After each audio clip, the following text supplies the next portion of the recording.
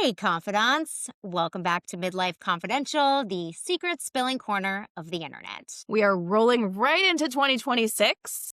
And before we dive into the data that's going to explain whether or not you have actually been cut from your friends on their 2025 holiday cards, I probably certainly have. There's definitely less coming in the mail because I just gave up a couple of years ago. Let's get into our midlife moments before we get into the data, Jenny. Okay, so my midlife moment this week, we are doing some traveling for the holidays. So I am pre-packing as one does at this age. And mine's more of like an aha moment that suddenly I've noticed that my toiletry bag has expanded. Like it now takes up half of my suitcase because I used to pride myself on being like a light packer. Like, I'll just use whatever's at the hotel. You know, those little lotions they give you at the hotel. I'm like, oh, I'll just use the free lotion. But now I'm older and my skin is dry and I need my lotion and I need my face wash. And so, yeah, I have a big ass toiletry bag now, and that is officially midlife. I'm with you, though. Those little toiletries that they give you in the hotels, like, they're lovely and stuff, but they just do not cut it for our Nope. mature skin. Nope. They do not. They do not. All right, Julie, what do you got? Okay, mine's a good one.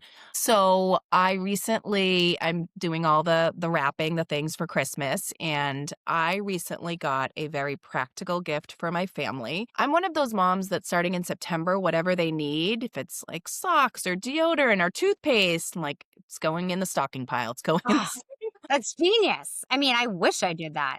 Yeah, but there's fun stuff too under the tree. But I got this amazing gift. I wrapped it under the tree. It says, "To family from mom." And they've been shaking it. My husband doesn't even know what it is. They're all so excited. Like, what did mom get for us? This feels so special. Do you want to know what it is, Jenny? I am dying to know. Are you going to reveal on the podcast? I'm going to reveal it on the podcast right now. Okay. Look up Okay. the official name. Okay, here we go. It's a prepared hero fire blanket. So I have some disappointed children. They're going to be tell so me more.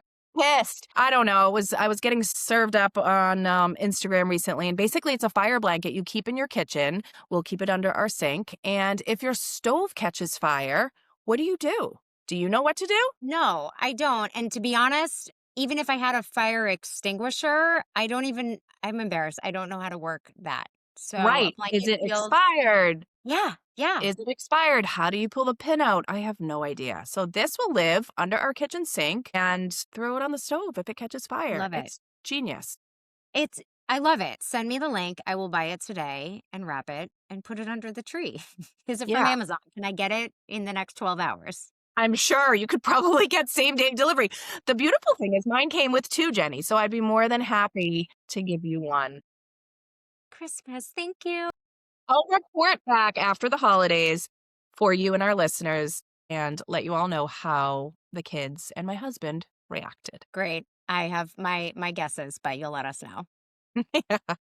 All right. Well, we are talking today about our latest poll, the friendship hustle. So we asked you to respond to our anonymous poll about friendships in midlife. We asked, have you made friends? How are you making friends? And also whether or not you've intentionally broken up with some friends. And we got some amazing responses and some clear themes. So we are going to dig into that today. Yeah, I love this one. And no surprise, most of our respondents were women, primarily in their 40s and 50s. And we really, wanted to know, is this friendship market saturated? Who's having a good time with it? Who's having a hard time with it? And why? So yeah, let's get into it, Jenny.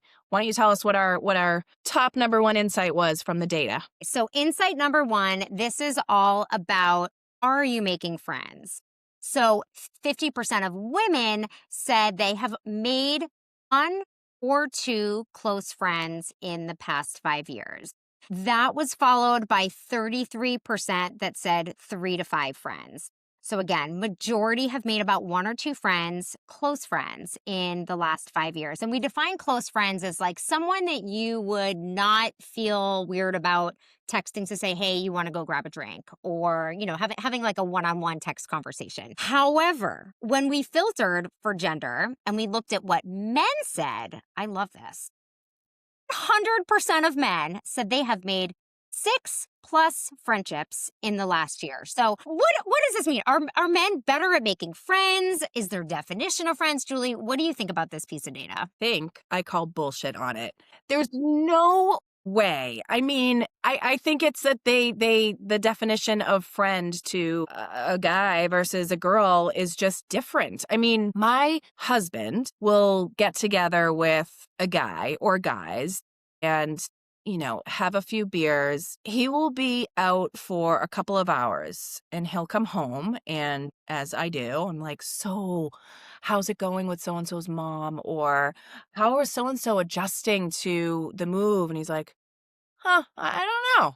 I don't know. I'm like, did you get any information? What do you guys talk about? And he's like, just stuff. Me what? When I go for a walk with a girlfriend, I like mile marker 1. We're talking about, were we hugged enough as a child under the age of 2 to explain certain things, you know? It's just it's so different. And that's the barometer for how I don't want to say the word judge, but I will judge a friendship. And dudes are just different. Yeah. I think you nailed it. I think you're so right. And the same thing happens here. I even notice it starting at a younger age, even with my kids. Whereas, like, my daughter seems to know a little bit more about what's going on in her friends' lives. And my son, so they're 9 and 12, my son, can't even remember some of his buddies' names. He made a new friend. What's his name? I don't remember. Totally. So, yeah, it starts young. So, yeah, very interesting. Yeah. Okay, so Yeah. that was the key data insight for like number of friends made in midlife Yeah. and really break down by gender. What else we got, Julie? Yeah. So let's talk about now how. So, we knew our kids controlled our lives, right? This takes it to, I don't know if I'd say to a whole new level or just the data tracks. Again, we make friends where we are. So, I don't know about you, but when I was in my 20s, I made friends at work because I was going into an office and everybody else was in their 20s and 30s. And I made a lot of great lifelong friendships there. But now we're at the stages of life where at least for the parents of littles, we're spending time on soccer fields or ice rinks or in the theater. And, that's where we're connecting with people. And I think there are phases to this, right? I mean, we talk about this all the time, Jenny. The phase that we're in now, everything is a season. Yeah, I agree. I think, yeah, majority of people said they're making friends through their kids' friends, which definitely tracks. And it's interesting, Julie. I feel like with the phases, I feel like I am on the cusp of a new phase, whereas like really a lot of my friendships have been made through my kids' friends. But now that my kids are getting a little bit older, I'm finding that like they're starting to have friendships outside of us. And now I'm starting to enter a new phase where I have a little bit more agency to make friendships on my terms. But I think for the last 10, 15 years, that really has been the majority of my friendships, parents. For sure. For sure. You and 52% of our respondents. All right. What's the last one, Jenny? Okay, so the last one is kind of the opposite. So, not about making friends, but breaking up with friends. A Mm, significant number of you, I would say almost majority, have intentionally broken up with a friend recently. And there were lots of different reasons, but I would say there were some themes around political differences. So, that came up a few times. And then a lot of one sided friendships, which we'll get into shortly. And then going back to how we're making friends, they just drifted apart as your kids grew up. So these friendships that were made when your kids were young and they were friends have started to shift now that kids are getting older. So if you have broken up with a friend or are thinking about breaking up with a friend, it is really common. And as we'll share in a little bit, kind of natural too. yeah. And I think not all friendships, I don't want to say go the distance, but it's true. Not everybody you meet in life and become really good friends with are necessarily going to, are going to stay in your life in that same capacity for the rest of your life. And that's okay. There's nothing wrong with it. There's nothing to judge or make sense of. And then there's other friendships where I don't know about you, Jenny, but I have friends that I was extremely close with, 20 years ago who I've sort of lost touch with. But I know that if we got together and went to dinner or went away, we'd pick right up where we left off. Yep. Yeah. Like, no, there's nothing to the distance, just life. But It's in our easy. hearts, it's easy. Yeah. Yeah. Yeah, yeah. To me, that's a barometer of a good friend. It's not how much time you spend together, it's when you do get together or talk. It's easy, it's not forced. I'd be curious how men feel about that, but as a woman, I think that's kind of my barometer. Yeah, and what about men and shedding friendships? Yes, I would say men definitely shed friendships, but not at the extent that women do. I mean, they're just so busy collecting friends, clearly, that, they have room for everyone to have like non deep conversations. But, some of them were really related to politics.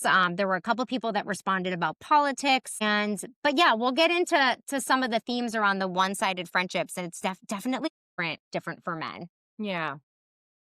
So that those are the data numbers. So you want to get into some of the comments? There were some great ones. Yeah, yeah. All right. So the first one I'll mention is around dating fatigue. So many of you said making friends feels exactly like dating. You have to put yourself out there. It's awkward and the rejection is real. Yeah. I mean, I think kind of like dating, which I'm like cringing at. I mean, that's such a hard time of your life to like put yourself out there, but it's also a numbers game. I think you have to really kind of cast a wide net and put yourself out there a lot in order to find those gems. And that's exhausting, especially when we have no time to do that. Yeah, and I also think we can't underestimate introversion versus extroversion, right? If you're an introvert, it's so much harder to put yourself out there. And, it can be draining. And so I think they're not mutually exclusive. You can be an introvert and also really want to make solid friendships. Like you could also be an extrovert and not be outgoing. We Yeah. could do a whole series on that. I In was any case, just that. Yes, yes, it's yes. it's it's hard. It's easier for some than it is for others. Yeah, getting older doesn't make it any easier.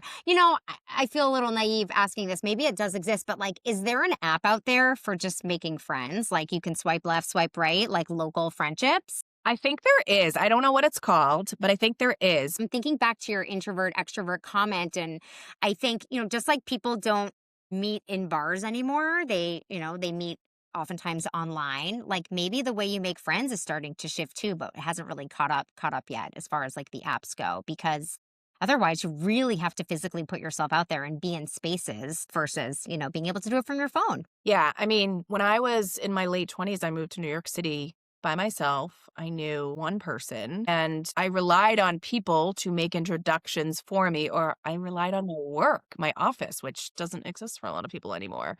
Yeah. Uh, and it can Yeah. be really lonely. Yeah. So I say Yeah. use it. Yes. All right. Well, if anyone's using the app, let us know.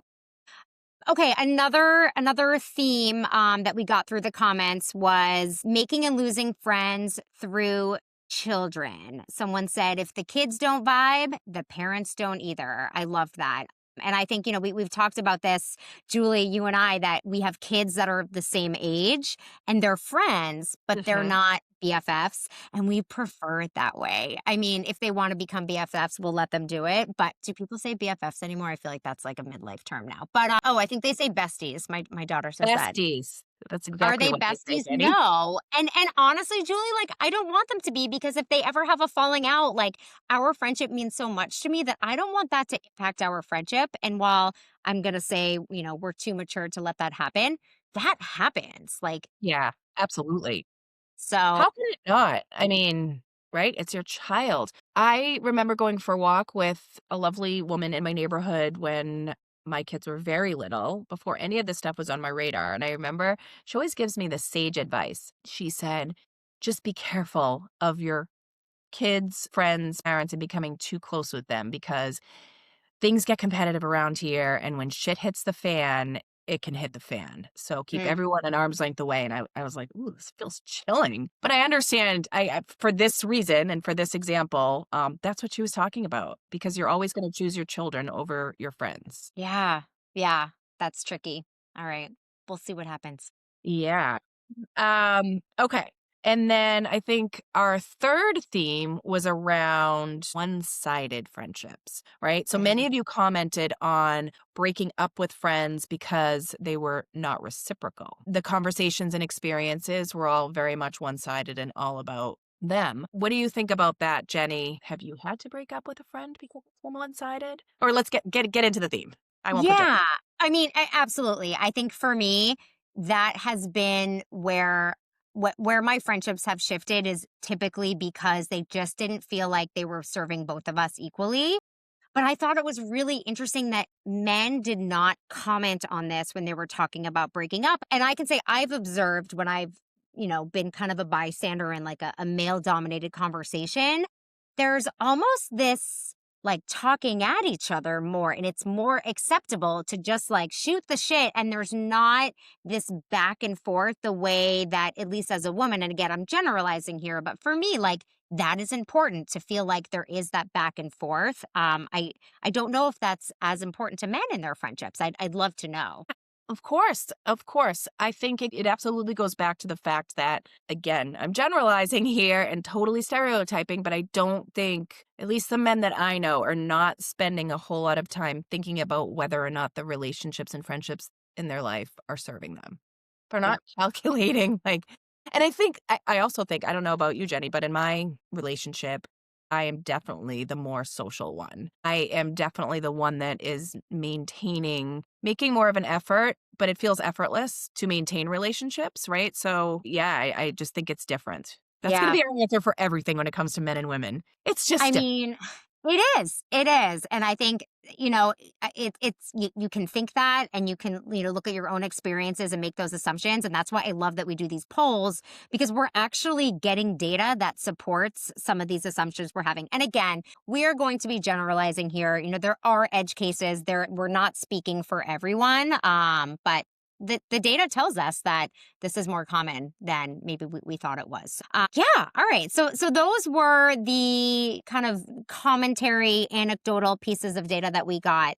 Are we ready to transition into our key takeaways from this recent poll? Let's do it. Okay. The first one is about editing. It is okay to fire friends. That sounds a little extreme. If they are no longer serving you, it's okay. And in fact, there was this really interesting research study that was done not too long ago. It was a Dutch sociologist. If anyone is interested, I will put the study in the show notes. But they found that we replace about half of our close social network every 7 years. So it's totally natural to go through these cycles. And I was thinking about how many of you are still good friends with the people that were in your wedding party, your bridesmaids? I mean, that's for us more than 7 years, but I think that just makes the point that like we go through these changes in life. Our kids change, our interests change. And the 7 year thing, when I was thinking back to it, really was true for me. What about you? Yeah, I think that's right. It makes sense. I even think sometimes with our kids and their friends, I mean, I think back to my elementary school years, and I had besties that I spent all my time with in like second and third grade. Where are they now? Right? Listening to this podcast? I hope so. If you are, I miss you. All right, takeaway two, vulnerability. Vulnerability is a shortcut. I mean, the faster you're willing to open up and show someone your messy house, either literally or figuratively, um, the faster the bond. This is 100% true for me. I know, Jenny, you and I have been talking about this since the start of this podcast, but I think part of the reason why we got so close so fast is because we cut right through all of that, and we're not afraid to show each other our messy houses or talk Yeah, face or brushing our teeth. exactly. And our messy brains. I think we dissect things and we share things that might be embarrassing. And I think that just leads to a closer friendship. And I don't know about you, but it makes me feel better to sometimes let these things out to a trusted friend. So let's keep it up. Absolutely. Amen, sister. Yes. Okay. And then takeaway number three, if you are struggling to make close friends in midlife, you are not alone. You are not alone at all. This is common, I would say. Everyone, to some extent, is struggling with this. And, you're busy. It's hard, as we said. And, sometimes it's even just finding that energy to text back. So just want to reiterate that we may be in this hard season of life for new friendships, but it's possible. And also, I think seasons change, and it's okay to really invest in kind of the quality over quantity here. Yeah. And I think also, you have a true bond with somebody if you can text them the same day you're supposed to meet up for dinner and say, I need to bail. It's really cold out. If it's a good friend, he or she will understand. Yes, that's so true. What a great example. Yeah. All right. Well, that is it for now, listeners. Our next poll is up, and it's one of the hot topics people have asked for, and it's all about fun and joy in midlife. Mm. Are you having fun? What is your relationship to fun? Are you not having fun? What would it take to have fun? All the things. So make sure you check out our show notes or head to our website to take the next poll. Also, if you're taking a break from social, go ahead and join our mailing list so you can get an old school email. We love our old school emails when we post about future episodes and poll drops. Yes, and make sure if you are on social that you follow us on Instagram. We are everywhere: YouTube, Spotify, Apple Podcasts. So like and subscribe, and we will promise to keep bringing you the dirt. And with that, we'll see you next time for your reality check. And until then, keep your secrets safe unless you're telling us.